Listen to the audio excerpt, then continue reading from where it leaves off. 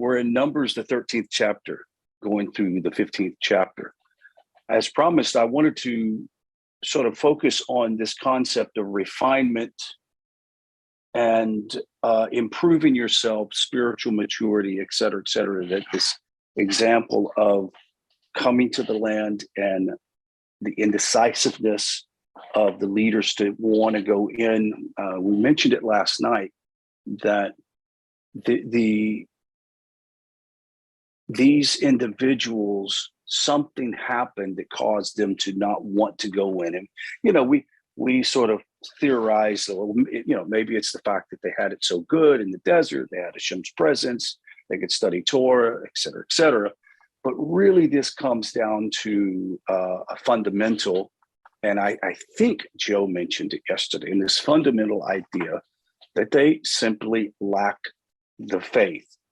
Now, let me build it up and you'll know where I'm going. Obviously, this is coming into the month of Tammuz.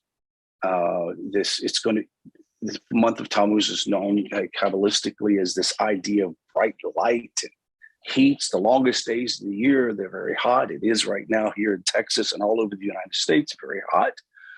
And the theme of this lesson is going to be about purifying and refining ourselves to maturity or spiritual maturity. If you remember last week in the text, we were talking about the menorahs and how the menorah, each one of the lamps represented the eyes, the ears, the nostrils, and the mouth.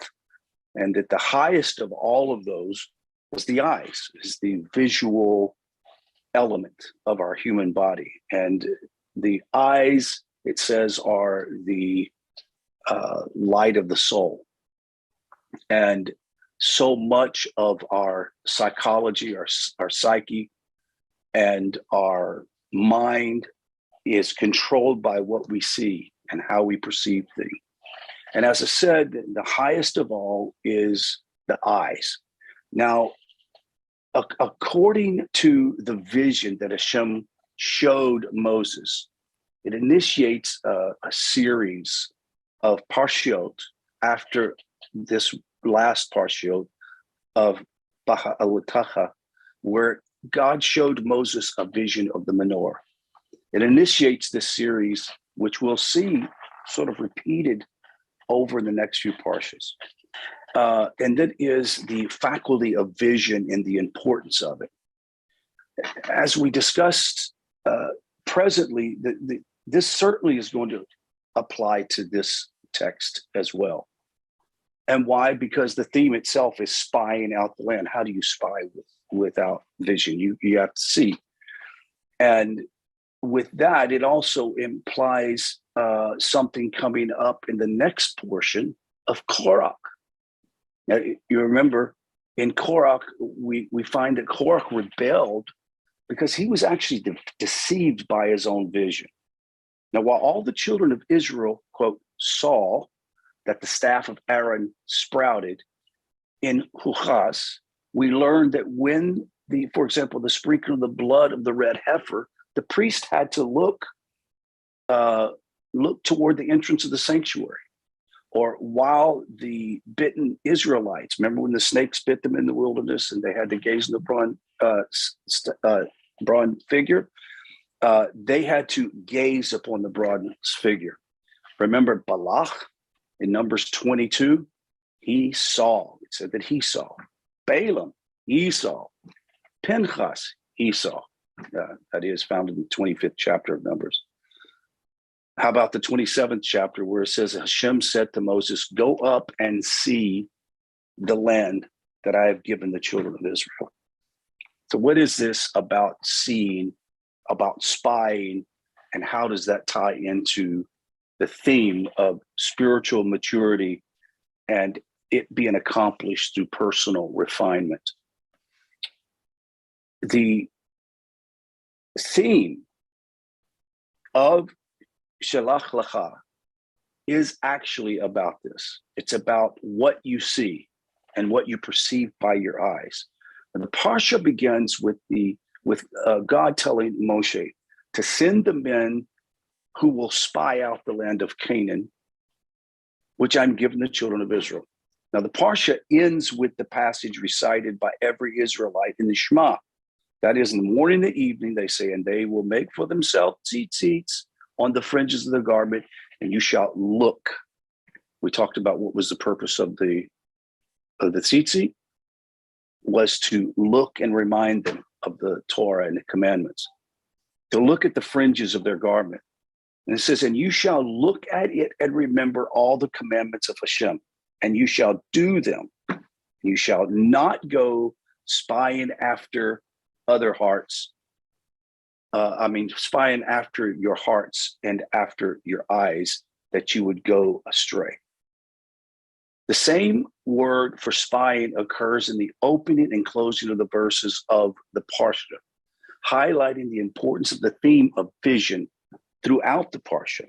Now, the tzitzit are a remedy for the faculty of sin, and that is the sin that is produced by your vision. That's why we talk a lot in Jewish circles with men to guard their eyes. Men are very visual people, and that we have to guard our eyes when it comes to things that would entice you to do some type of sexual sin or to lust after something that wouldn't be appropriate. Now, Rashi comments on the latter verse, which is found in Numbers, the 15th chapter, verse 39. It says, the heart of the eyes of the spies for the body, and they acted as the body agents in sinning. The eye sees, the heart desires, the body carries out the sin. So Rashi continues on, the fringes of the tzitzit surround us on all four sides, are visual reminders of God's presence everywhere. Now, the blue thread that is in the tzitzit is the color of the sea or the ocean, which would be the reflecting of heavens. We all know we go to the ocean, it's blue, and it's not so much that the water is blue, but it's reflecting the heavens. And it reflects the seat of the glory of Hashem.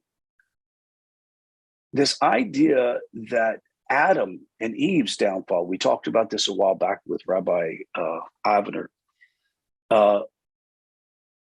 Adam and Eve was affected by what they saw. Genesis, third chapter, says, and the woman saw that the tree was good for food, and it was desirable to the eyes, and she ate, and she gave also to her husband. Interesting how important the eyes are to bringing about a bad response. We're going to talk about the opposite of that in a moment. Likewise, it was deceptive vision that led to the fall of the children of Israel 40 days after revelation at Sinai. And the people saw that Moses was delayed in coming down from the mountain, and what did they do? Golden calf. They saw. It's what they perceived. Now, according to the sages, Hasatan deceived the people with a desert mirage. This is according to one view of Moses being carried up as like a dead person into heaven. He's like a pallbearer, basically. They didn't want an invisible leader like God being invisible. They wanted one that they could see with their own eyes. If you'll notice, if you go to Exodus, the 32nd chapter, verse 1, it says, and the people gathered against Aaron and said, raise and make us gods who will go before us. They couldn't stand not being able to see God. They couldn't stand not being able to see a leader. They felt impelled to violate the second commandment against making graven images. They wanted a visual representation of the divine. Demanded to see the unseeable, but their representation turned into what? An idol. Gave them an idol to appeal to their lust. Now, the sin of the golden calf, the heart that went astray after the image before their eyes, the sin took place at the very height of this next season, Tammuz. In the 17th of the month, the sin of the golden calf led to all of the subsequent trials and tribulations for the children of Israel, representing the 40 years of wandering in the wilderness. Why? Because they spent 40 days wandering in the land of Israel, being deceived by their eyes and their opinions. You've heard the concept of not looking at the world in rose-colored glasses, all right?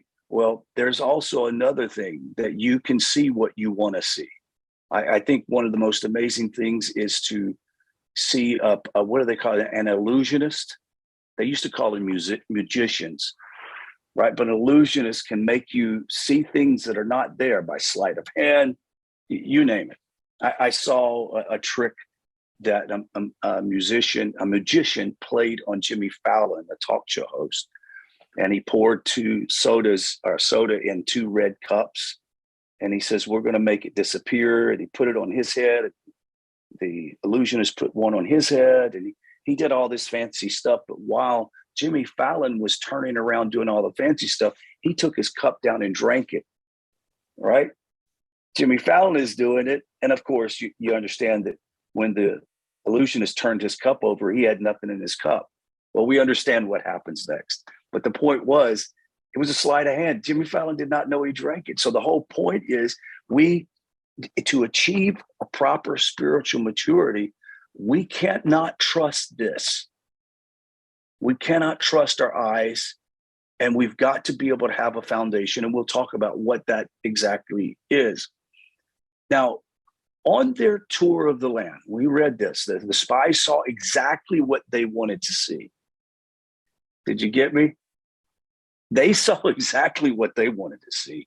They were not capable. With the exception of Joshua and Caleb, they rejected the vision of the forefathers of Abraham, Isaac, and Jacob. They did not want to accept the traditional report that their ears alone heard, and that says that God promised to take them to the land that flows with milk and honey. They ignored what their ears heard, and what was required to pay attention to what the ears heard is your emunah, your faith. How do we have wisdom of Torah grow into mitzvahs in our life? By not only listening, Shema, but doing, by acting on it. What does Shema mean? It doesn't mean just listen, right? It's actually doing something. So emunah is the action of Shema. Does that make sense? So when it says, it's interesting because the land that flows with milk and honey, you would think that that would be a heck of a lot better than the desert, but that's not what they wanted. And it says the real place, for example, a land governed by natural laws where people live and die, a beautiful land, but one which it was against the laws of nature, that the ex-slave Israelites could conquer in the face of a sea of entrenched Amalekites and Canaanites. They weren't ready for that. As a matter of fact, they said in the 13th chapter of Numbers, and we were in our own eyes as grasshoppers. And so we were in their eyes like grasshoppers. Now, yesterday was mentioned that somebody said that they said the land would consume them. And they said they possibly saw a burial, correct? Maybe they saw somebody die. But I heard a great analogy of that, of people that's done aliyah to Israel. They said it's known amongst people that do aliyah that if they don't go with the right intent when they get to the land, as a matter of fact, Jeremy Gimple and Ari is going to be talking about their aliyah in the land of Israel. But the idea, if you go with the wrong intent, they said that the land of Israel will consume you, will eat you up. Have you heard that before, guys? I know that probably Tar and Nancy has, because they've heard them speak about it. The idea will eat you up. What does that mean? There's one of two aspects to look at. It will eat you up in the sense that if you go there with the wrong intent, that You will consume yourself trying to work, find a living, make ends meet, find a house, dealing with all the difficulties of language and passports and papers, eat you up. Some people just give up and leave. The other side is here's the positive side. You get there and there's a consuming fire. It's a consuming fire of Hashem that burns within your bosom. And if you visited the Holy Land, you'll know what I'm talking about. You get there and you just feel like, man, this is like the most amazing place in the world. And it's like a consuming fire. And they say that when you get there, one or two things are going to happen. Either you will be completely consumed by the activities and not be able to see and experience what Hashem really wants. And then that is for you to be consumed by the presence of Shekinah, of God, in the land of Israel. So the spies of the land had a serious failure of their faith. They allowed themselves to be misled by the external appearance of the natural world into a colossal failure of nerve, despite all the promises that given by God, that he would bring them to the land. The faith of Israel does not depend upon the eyes to see. On contrary, we declare our faith wrapped in the talus, clenching the tzitzit by our hearts, closing our eyes when in the visual world, with the visual world around us, covering our hands and saying, Shema Israel, say the Shema. Only Joshua and Caleb closed their eyes to the external appearances, knowing that with God's help, it is possible to bend nature. It is possible to conquer the world around you. You see, when the spies went in, they saw regular country, houses, roads, forests, mountains. But Rabbi Nachman says something. He says these actual stones and houses that we're actually seeing, yet in reality, the law of the land is totally beyond nature. It's not about sticks and stones and bricks and mortar. Deuteronomy 11 says, a land that Hashem, your God, cares for constantly. The eyes of Hashem, your God, are upon it. We've heard that from the beginning of the year until the end of the year. Hashem's eyes is on the land of Israel. Every Israelite recites the law of the land when they say the Shema twice daily, morning and evening Shema. And it says, if you will surely listen to my commandments, and I will give you the rain in your land in its season, and you will eat and be satisfied.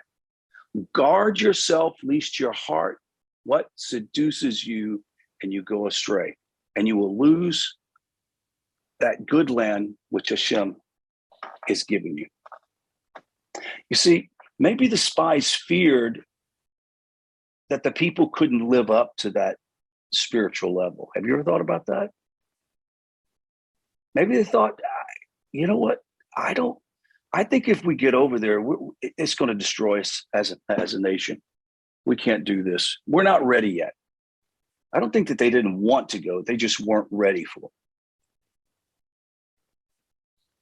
As leaders of their tribes, the spies conducted an ingenious operation of public opinion manipulation, which we've heard bantered around for the last few years. They developed a masterful fake news, a false narrative, using skillfully chosen words to implant in the people's mind a vision of impossibility to achieve their natural destiny. Notice they didn't lie, did they? They didn't lie about the land. It's just the way it was said, right? That's what evil speech is, by the way. Evil speech is often cloaked with element of truth. And it's said in such a way that somebody's going to, what did they mean? Here's a good example. Someone, say Mary Lou comes to me and we're just chit-chatting. And she goes, how's Tar been doing? And Nancy.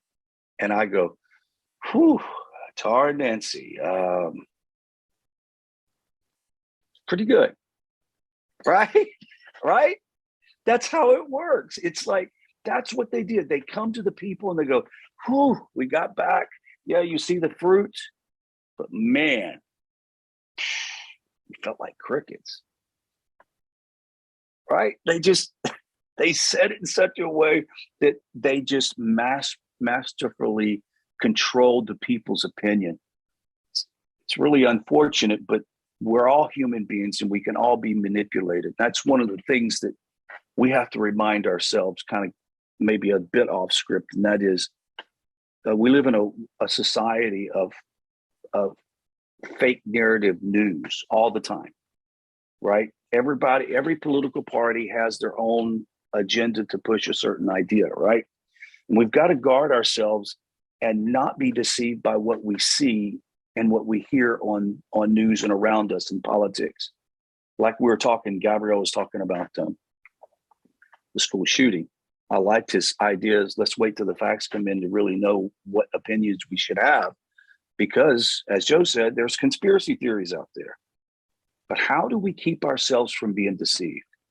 Well, we keep ourselves from being deceived by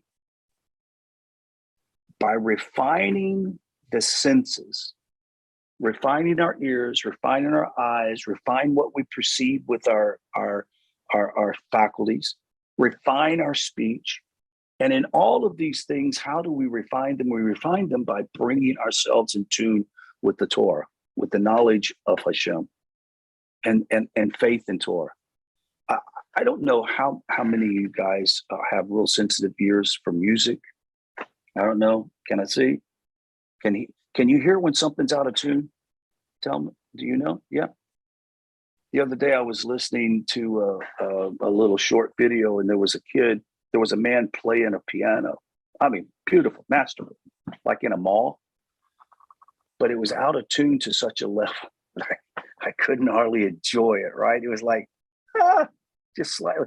So I just made a comment, brilliant playing, but for crying out loud, somebody tuned that piano and somebody got angry at me. It was like, well, you totally missed the purpose of the whole video. I was like, no, I didn't. Just tune the piano, tune the piano.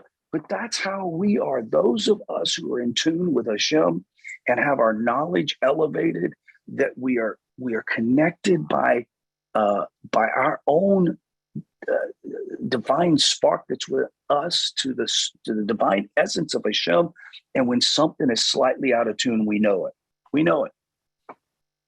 We're not going to be deceived. We watch something on news, we hear something, somebody says, did you hear this or that? You're going to know. It's like having a tuning fork and compare it to a note. If it's off, it's off, you know. But we cannot afford to be deceived by our faculties. So what do?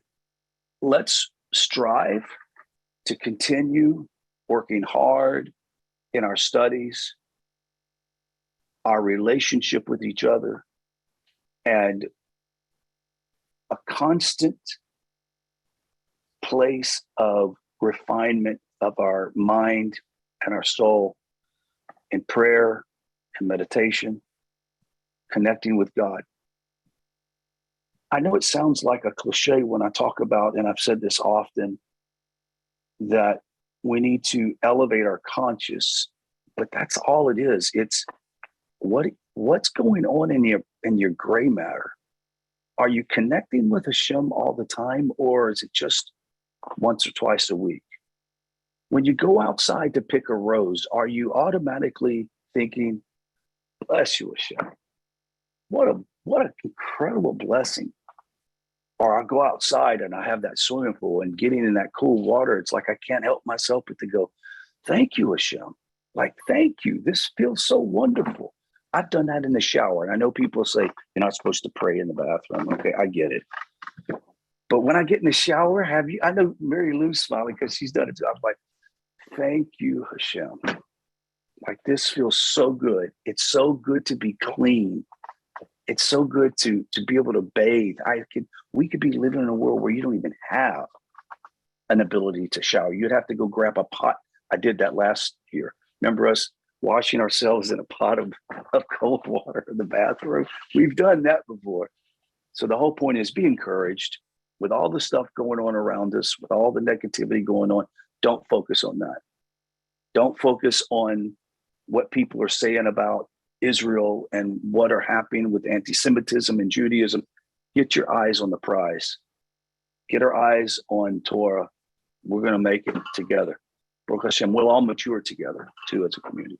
So who would like to be the first person to comment or throw a stone or whatever?